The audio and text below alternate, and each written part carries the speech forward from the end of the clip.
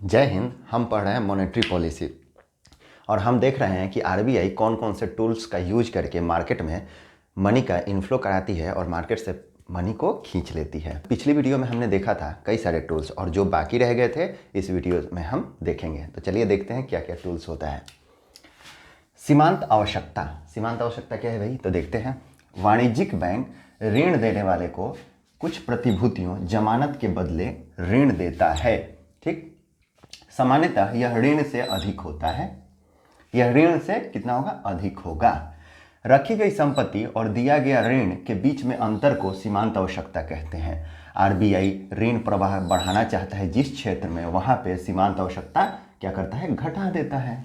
Actually है क्या कि आरबीआई को एक सीमांत आवश्यकता है। अब जब हम बैंक से लोन लेने जाते हैं तो वहां अपनी कुछ परिसंपत्ति उसके पास गिरवी रखते हैं। एक तरह से बोल सकते हैं कि कुछ गिरवी रखते हैं। अब उसके बदले हमें ऋण मिलता है।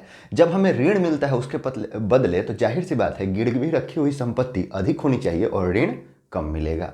कहीं भी जाते हैं तो यही होता है, ऋण कम मिलेगा। और क्या होता है कि आरबीआई जिस क्षेत्र में पैसे का प्रवाह बढ़ाना चाहता है तो वहां पे क्या करेगा? वो सीमांत आवश्यकता, इसी दर को, मतलब जो अंतर होता है रखी गई परिसंपत्ति और मिला हुआ ऋण, इसी के बीच के अंतर को क्या बोलते हैं हम? सीमांत आवश्यकता। अब क्या होता है कि आरबीआई जिस क्षेत्र में पैसे का इनफ्लो को घटाना चाहती है या फिर बढ़ाना चाहती है, तो मान लीजिए अगर पैसे का इनफ्लो बढ़ाना चाहती है तो आरबीआई क्या करेगी? वहां पे सीमांत आवश्यकता बैंकों को बोलेगी कि कम हो गया। अब हम जाएंगे बैंकों के पास ऋण लेने, तो कम परिसंपत्ति उसके यहाँ रखेंगे और ऋण मिल जाएगा, अधिक ऋण मिल जाएगा। तो ज़्यादा से ज़्यादा लोग ऋण लेंगे। ज़्यादा से ज़्यादा लोग ऋण लेंगे तो उनके हाथों में पैसा आएगा, डिमांड बढ़ेगी, इकोनॉमी आगे बढ़ जाएगी, इन्फ्लेशन बढ़ जाएगा, इकोनॉमी आगे बढ़ जाएगी। वैसे ही जिस क्षेत्र में पैसे, लोगों के हाथ में पैसे को घटाना होता है, वहाँ पे सीमांत आवश्यकता आरबीआई बढ़ा देती है, बैंकों को आदेश देती है कि आप सीमांत आवश्यकता को बढ़ाइए। अब हम ज़्यादा परिसंपत्ति रखेंगे तो कम ऋण मिलेगा, तो ज़्यादातर लोग ऋण लेने से बचेंगे। जब वो ज़्यादातर लोग ऋण लेने से बचेंगे तो उनके हाथ में पैसा कम होगा, डिमांड कम हो जाएगा, उसके बाद इन्फ्लेशन भी कम हो जाएगा। क्लियर है? तो ये कुछ टूल्स होते हैं, सीमांत आवश्यकता इसको बोलते हैं। अब क्या होता है? साख की राशनिंग। साख की राशनिंग क्या होती है? Rationing of credit. इसमें क्या होता है? आरबीआई वाणिज्यिक बैंकों द्वारा ऋण देने की अधिकतम सीमा को निर्धारित करता है। अधिकतम सीमा, कितना आप ऋण दे सकते हैं, निर्धारित करता है अर्थव्यवस्था में मुद्रा घटाने के लिए। मुद्रा घटाने के लिए साख की राशनिंग को कम कर दिया जाता है। यह एनपीए के समय किया जाता है। क्या है कि जब एनपीए हो जाता है कहीं, बैंक से आप पैसा लिए और पैसा उनका दिवाला बोल गया, कुछ कई कारण हो सकते हैं। या तो कोई भी बिजनेसमैन आया, इन्वेस्टर आया, पैसा लिया बैंक से लोन के रूप में और उनका बिजनेस नहीं चला। बिजनेस क्यों नहीं चला? क्योंकि इकोनॉमी ठंडी पड़ी है, ग्रोथ नहीं हो रहा है। अब इकोनॉमिक ग्रोथ नहीं हो रहा है, किसी वजह से उनका बिजनेस तो लगाया लेकिन उससे रिटर्न नहीं मिला। रिटर्न नहीं मिला तो जो लोन लिया था उसको चुका नहीं पाएगा तो लोन डूब जाएगा तो बैंक उसको एनपीए में घोषित कर देगी। यह इकोनॉमी के लिए भी झटका है। ऐसे में आरबीआई क्या बोलती है कि एनपीए अब नहीं बढ़ना चाहिए। अलग अलग बैंकों का अलग अलग एनपीए है और एनपीए सबसे बड़ी समस्या हो गई है आज के टाइम में।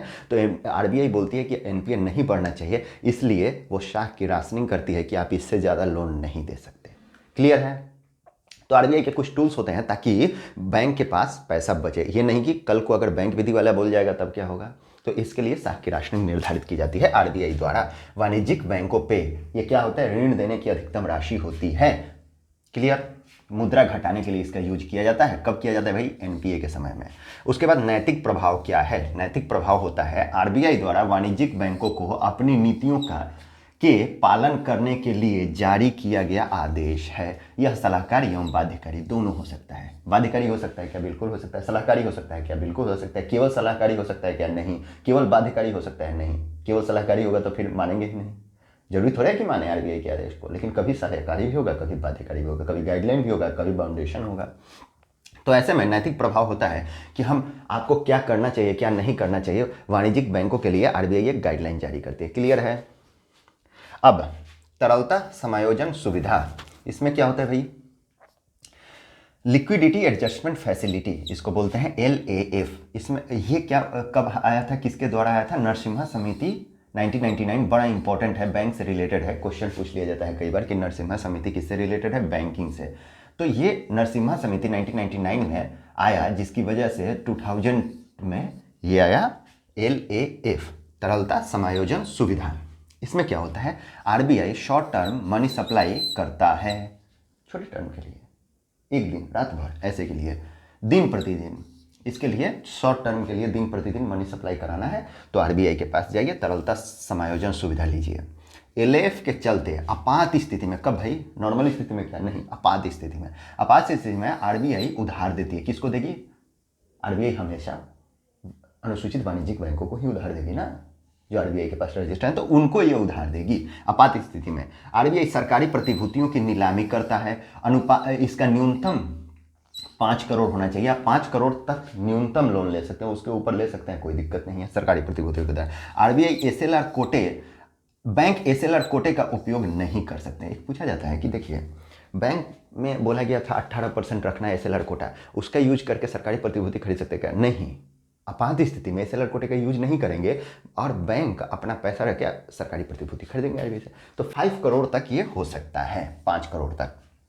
क्लियर है? एलएफ के चलते आपात स्थिति में आरबीआई से उधार लेते हैं बैंक, आरबीआई सरकारी प्रतिभूतियों की नीलामी करता है, न्यूनतम 5 करोड़ होना चाहिए, बैंक एसएलआर कोटे का उपयोग नहीं कर सकते। बस ये 3 पॉइंट याद रखिए।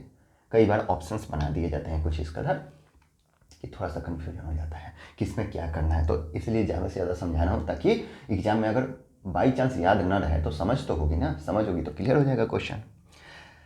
बैंक का राष्ट्रीयकरण कब हुआ? तो थोड़ा सा ये ध्यान रखने वाली बात है कि कब क्या हुआ था, क्योंकि बैंक काफ़ी चर्चा में रहते हैं इसलिए डाल दिया गया है। बैंकिंग राष्ट्रीयकरण अधिनियम 1969 में आया। इसमें 20 बैंकों का बाद में राष्ट्रीयकरण, टोटल 20 बैंकों का राष्ट्रीयकरण हुआ था। शुरू में 14 बैंकों का हुआ था। 50 करोड़ से अधिक पूंजी वाले 14 बैंकों को जुलाई 1969 में राष्ट्रीयकरण किया गया इंदिरा गांधी जी द्वारा।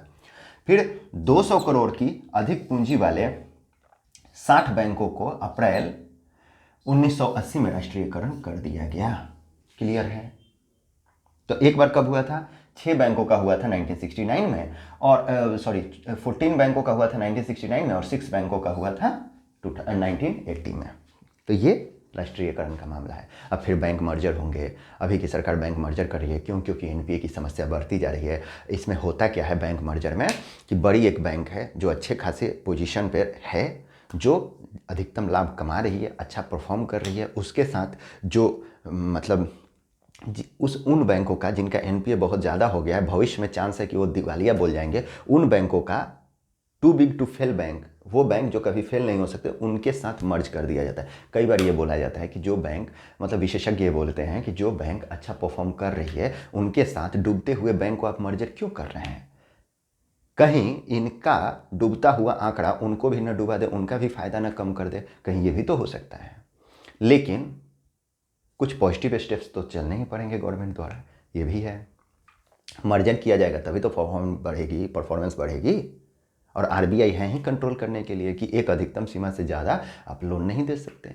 फिर मर्जर करते करते बैंक बनाए जा रहे हैं। उसके बाद राष्ट्रीयकरण का एक अलग मुद्दा है, ज्वलंत मुद्दा है, वो चलता रहता है कि बैंक का राष्ट्रीयकरण क्यों करना है। ये अलग चर्चा का विषय है, करंट का विषय है कि क्यों राष्ट्रीयकरण करना फ़ायदेमंद है और क्यों राष्ट्रीयकरण करना नुकसान है। जैसे फ़ायदेमंद के लिए बोलते हैं कि इफिशियंसी बढ़ाई जा सकती है, और राष्ट्रीयकरण, माफ़ कीजिएगा, निजीकरण करना, कई बार ये बोला जाता है। लेकिन अब जो भी मुद्दा रहा हो, हमें ये समझने की ज़रूरत है आरबीआई कैसे काम करती है, फिर राष्ट्रीयकरण का इतिहास क्या रहा है, राष्ट्रीयकरण कैसे हुआ। ये कभी कभी एग्जाम्स में पूछ लिए जाते हैं, चाहे कोई भी एग्जाम हो, यूपीएससी हो, बीपीएससी हो, यूकेपीएससी हो, यूपीपीएससी हो या जेपीएससी हो, कोई भी एग्जाम हो, बीआरएसआई या यूपीएससी, किसी भी एग्जाम में ये बैंक से रिलेटेड क्वेश्चंस खूब आते हैं। इसमें बड़ा कन्फ्यूजन होता है कि कब, इसमें होता क्या है, जब भी ऑप्शंस बनाएंगे ना तो कुछ इस कदर ऑप्शन बना देगा कि मार्केट में मनी फ्लो करानी है तो क्या करेगा, नहीं फ्लो करानी है तो क्या करेगा। 4 ऑप्शन में कुछ इस कदर से बनाएगा, लगेगा कि 3 तो झूठ ही बोल रहा है, इससे तो मार्केट में मनी कम होता है। लेकिन अगर पूछा है क्वेश्चन में कि इससे कम, मतलब इनमें से कौन सी कंडीशन के द्वारा मार्केट में इनफ्लो बढ़ाया जा सकता है मनी का इकोनॉमी में, तो 3 ऑप्शन ऐसे रहेंगे जिससे पता चलेगा कि ये तो झूठ बोल रहा है। लेकिन चौथा ऑप्शन एक ऐसा रहेगा जिसमें बोला जाएगा कि नहीं, इस कारण से मार्केट में मनी सप्लाई बढ़ाई जा सकती है। इसलिए अच्छे से समझा दिया ताकि क्वेश्चन जब ट्विस्ट करेगा तो समझ में आ जाए, क्योंकि बैंकिंग से रिलेटेड क्वेश्चन जब ट्विस्ट करता है, रियल बात कहें तो पूरी इकोनॉमी में जब क्वेश्चन ट्विस्ट करता है तो कन्फ्यूजन हो जाता है। इसलिए बार बार इसको समझाया जा सकता है। अगर कहीं भी लगे कि क्वेश्चन गलत हो रहा है तो हमेशा एक चीज़ ध्यान रखिएगा कि कुछ भी होना है डिमांड और सप्लाई से होना है। अगर ये कॉन्सेप्ट ध्यान है तो सारे क्वेश्चन सॉल्व होंगे। अगर वीडियो अच्छी लगी हो तो लाइक कीजिए, शेयर कीजिए, सब्सक्राइब कीजिए, ज़्यादा से ज़्यादा लोगों तक अच्छी चीज़ें पहुँचाइए। जय हिंद।